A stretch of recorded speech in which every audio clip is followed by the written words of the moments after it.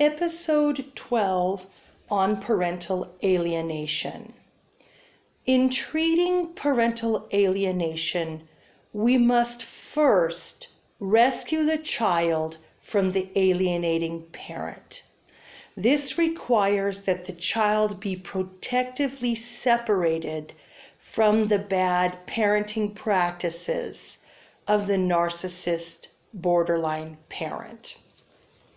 This is the appropriate professional response to protect the child from emotional, psychological, and developmental harm. Parental alienation is child abuse. If you do not separate the child from the narcissist borderline parent, you get a psychological battleground between the goals of therapy, which are to restore the child's healthy development, and the goals of the narcissist borderline parent to maintain the child's rejection of the other parent. This is why we must first separate the child from the bad influence of the narcissist borderline parent. Or else it is just going to be a tug of war. If in therapy we're trying to restore the child to normal functioning, and the narcissist borderline parent is trying to keep the child pathological, we're going to be ripping the child apart. So in order to change the child, I need to remove the bad influence of the narcissist borderline parent. Then we can restore the child's normal functioning and then restore the parent. The problem was that with triangulation, the alienating parent involved the child in the spousal conflict. The alienating parent crossed a boundary between parent and child, and this is emotionally abusive. When the parent-child boundary is violated, the child's capacity to progress through developmental stages are hindered.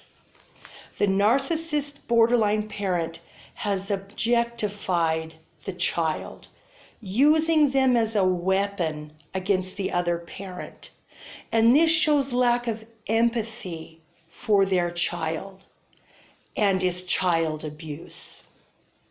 The narcissist borderline parent views the child as a vehicle for satisfying their own needs and has a complete disregard for the needs of the child. In this way, alienating parents get away with the abuse, in my opinion, for no one can believe that they do this to their own child. What mother makes their child hate a great father and place them in all of that psychological abuse? Just for revenge? Just to get back at the other parent? It's so bad, it's unbelievable that a mother would have such disregard for the happiness and well-being of their own child. No one can believe it. So they'd rather believe that dad is abusive. That's more logical. Mothers love their children. What mother would do this? The dad must be abusive. That's what my brother experienced from the bishop of his Mormon church and from the professionals in the legal environment. She just got away with stealing the kids because no one could believe a loving mother would do that to their own child. But she did. The issues of parental alienation are not child custody and visitation issues. They're child protection issues. The narcissist borderline parent is inducing severe distortions to the child's personality formation and a delusional belief where the child is losing a relationship with their loving father. We want to protect the child from being turned into a psychological battleground between our efforts to restore the child and the efforts of the narcissist parent to continue the child's pathology. The narcissistic parent will actively resist therapy because the child is serving as a regulatory object for them, resulting in the destruction of the child. So, in first treating parental alienation, we must entirely remove the child from the alienating parent.